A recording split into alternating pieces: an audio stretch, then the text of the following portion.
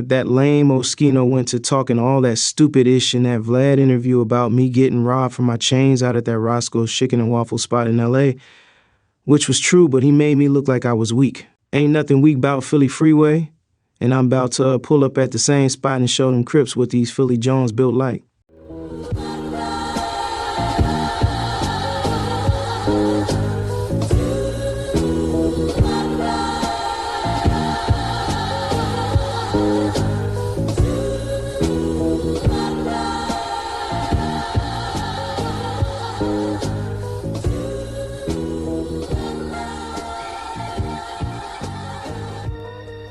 Alright, you kids get to bed, I get the storybook. Philly Freeway Gets Revenge for PNB Rock.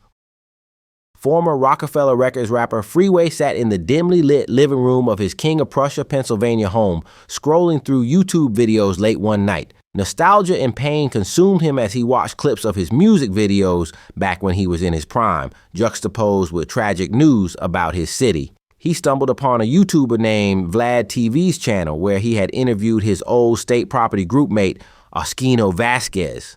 At one point in the interview, Oschino recounted how Freeway was robbed for his expensive chains and cash at Roscoe's Chicken and Waffles in South Central Los Angeles, where fellow rapper PNB Rock was recently killed after a similar style robbery. Vlad asked Oschino if Freeway was irate, and the fast-talking, stuttering MC claimed Freeway didn't even fight back and was just relieved to survive the ordeal in one piece, making a joke out of being so fat at the time that he couldn't remove his rings from his fingers to give to the jackers. The betrayal hit hard, especially so since Freeway was guzzling down a bottle of Hennessy cognac that had his head buzzing. He took a long sip from the bottle, the burn of the liquor doing little to numb the emotional turmoil inside him. He suddenly felt anger, shame, and a renewed grief for PNB Rock, who he vaguely knew through family ties because he had gone to high school with PNB's older brother back in the 90s and shared history in Philly's hip-hop scene. Freeway remembered that day back in 2002 when he had gotten robbed after ordering $60 worth of the delicious Roscoe's chicken and waffles and shuffling back to the rented Mercedes-Benz 600 that his label boss, Dame Dash, rented for him and his state property bandmates to use while in the City of Angels for a press tour they were on to promote their debut album. 4 blue bandana wearing men hopped out of a gray van parked right next to his flashy whip, aiming large AK-47 rifles at him, barking out orders for him to give them everything in his pockets as well as the shiny chains on his neck, which at the time totaled over $700,000.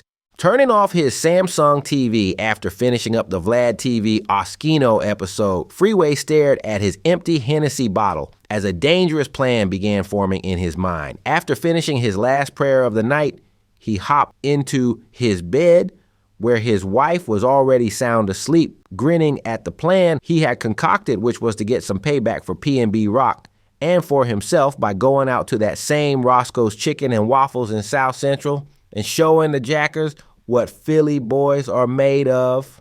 That following afternoon, Freeway's sister called him, pleading for him to take in her 18-year-old son, Kareem, whose obsession with street life and gang culture had gotten out of control. Reluctantly, Freeway agreed, mainly because he loved his nephew, but more so because he didn't grow up with a dad and hoped to try to continue to be a positive influence in the young man's life, even though it always went in one ear and out the other. Kareem arrived at Freeway's 3-bedroom home with his North Philly street swagger and defiant attitude. His constant talk of sliding on his ops frustrated Freeway, who tried to instill wisdom from his own past mistakes. Tension eventually grew between them after the first week, as Freeway realized that Kareem was eventually going to crash out with or without him. So Freeway decided to channel Kareem's destructive energy into something he believed would bring justice to his plan. He told himself that if his nephew wanted to crash out, then he might as well use him to help him avenge PNB Rock's innocent slaying. Freeway wasn't a street dude anyway, as noted by Oschino in the Vlad interview, so he needed a wild young boy to take up his slack. He just wished it wasn't his flesh and blood. Determined to avenge PNB Rock's death, Freeway meticulously prepared for the journey to Los Angeles. He ordered imitation jewelry from the Chinese discount website called Temu, aiming to replicate the appearance of a wealthy dude to attract the same criminals who had targeted him and PNB Rock previously. To involve his nephew Kareem, Freeway framed the trip as an opportunity for Kareem to prove himself as a real gangster. Kareem's eyes lit up at the prospect, eager to demonstrate his toughness. Understanding the necessity of transporting Kareem's arsenal of weapons, Freeway rented a Dodge Durango for the cross-country drive, explaining that flying wasn't an option. There may be rumors of me breaking up with Travis, but who cares about that? Right now, y'all need to smash the like button and subscribe button for my favorite YouTuber, GK David II. His stories are so crazy. We all know they're not real, but still the best shit on YouTube. They're like mini movies. The journey from Philadelphia to Los Angeles was a long one, filled with both bonding and tension. The reason Free decided to drive instead of fly was so he and his nephew could bring along weapons they would need that they couldn't sneak on a plane. As the miles passed, Freeway reflected on his rise to fame, his struggles with his religion, and his connection to PNB Rock's older brother. He shared stories with Kareem, hoping to impart wisdom. Kareem, however, idolized gangbangers and was more hyped about actually going to the city where the Bloods and Crips was invented. Yo, Unc, we actually going to the place where the Bloods and the Crips headquarters is at, bro. The lost teen spoke of violence as if it were a PS5 game, which deeply worried Freeway. Despite their differences, moments of vulnerability and shared laughter hinted at the potential for Kareem to change. As the 4-day trip finally came to an end, exhausted but determined, they finally reached their destination, a Holiday Inn Express in Inglewood, which they used as home base. After resting up that night and awaking the next day, Freeway's plan was set in motion as they headed to the Roscoe's Chicken and Waffles restaurant on West Manchester in the dangerous South Central area of Los Angeles, the site of PNB Rock's tragic end. The weight of their mission hung heavily, but Freeway remained resolute, hoping to honor PNB Rock's memory and use Kareem's dangerous devotion for a worthy cause. As they pulled up to their destination and parked the burgundy Dodge truck in a space, Kareem began tucking his blickies on him, even bringing his AR-15 inside with him in a large duffel bag. As they entered the restaurant and were seated ironically in the same exact booth that PNB Rock and his girlfriend were seated in. The aroma of fried chicken mingling with the tension in the air didn't deter either man. After placing their order, they waited what seemed like 100 hours for their food to be cooked, even though the restaurant was empty on that Tuesday afternoon. Freeway's eyes scanned the room, noting the female cook behind the counter who seemed to be paying them extra attention. Her fingers danced over her iPhone 16 screen, a furtive glance cast their way every few seconds. "Stay alert, nephew," Freeway murmured to Kareem, his voice low.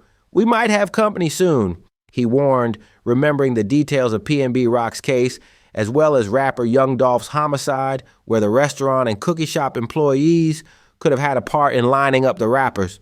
Kareem's hand instinctively moved toward his waistband where his Glock Gen 5 was located, but Freeway shook his head. "Not yet, let them make the first move." Minutes later, the sound of van doors slamming shut echoed from the parking lot. Through the window, Freeway observed several men emerging from their vehicles, their postures radiating hostility, and they all started pulling blue bandanas over the lower part of their faces. The E group of gangsters entered the restaurant, eyes locking onto Freeway and Kareem. 8 Crips surrounded their table, the leader stepping forward with a sneer. "Ain't you one of them old-ass rappers from back in the day, cuz? Them some nice chains," he continued, his tone dripping with menace. "Hand them shits over, cuz!" Freeway remained seated, his expression serene. "Material possessions are fleeting," he replied cryptically, "but the soul's journey is eternal." The gang leader frowned, thrown off by the unexpected response. "Hell, this fool talking about?" he asked his Crip bros, looking comically confused. Beside him, Kareem's patience snapped. His hand darted toward his weapon, but Freeway's grip was faster, clamping down on his nephew's wrist. "Chill, nephew, I got this," he said firmly. "Violence begets violence." Taking a deep breath, Freeway rose to his feet, revealing a makeshift device strapped to his chest. "I am prepared to sacrifice myself for justice," he declared, his voice steady. The gang members recoiled, eyes widening in shock. Uncertainty flickered across their faces as they assessed the situation. Was this man truly willing to die? Or was he just capping? A bystander near the entrance, sensing the gravity of the moment, discreetly began recording the encounter on his phone. The camera captured the standoff in its entirety. Freeway's gaze bore into the gang leader's eyes. "The path you're on leads only to destruction," he said softly. "Turn away now, while you still can, or die with your brothers." The leader's bravado wavered, his eyes darting to his comrades for support. Finding none, he took a step back. "Let's get the fuck out of here," he muttered, retreating toward the exit. One by one, the gang members followed, casting uneasy glances over their shoulders as they left the restaurant. As the tension dissipated, Freeway exhaled slowly, unstrapping the fake device from his chest. Kareem stared at him, a mixture of awe and confusion in his eyes. "Unc, you tripping. I'm about to light this John up." Then Kareem ran outside, AR in hand, and began squeezing off rounds in the direction of the Crips in their Kia Sedona van. The sudden attack surprised the gangsters, and Kareem was able to mow down every single one of them. And the bystander who had recorded the incident continued filming his IG live stream, getting Kareem's slaughter in full detail, which immediately began garnering views in the hundreds. A few of the Crips from the set that the men who met their demise were from saw the live stream and quickly rallied up reinforcements to go down to the restaurant to get revenge, but Freeway and Kareem were long gone by the time they pulled up. Freeway was furious with his gangster nephew as he pushed the Durango back across the country, not even swinging back by their hotel to pick up their belongings. The righteous rapper explained to Kareem that, yes, he wanted to do the jackers in the worst way, but during the altercation, he got an epiphany that he must remain righteous. Therefore, he decided not to hurt the brothers. Kareem, experiencing full gangsta glee at having committed his first kills, waved his uncle off, clutching his rifle as if it was a newborn baby.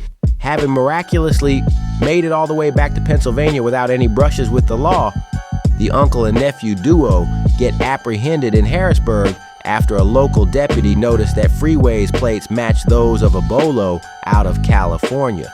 Freeway and Kareem were arrested and charged with 8 counts of homicide. They were taken to Dauphin County Prison to await extradition back to Los Angeles. In the end, Kareem got what he was wishing for, and so did his uncle. But the question to ask is revenge really worth it?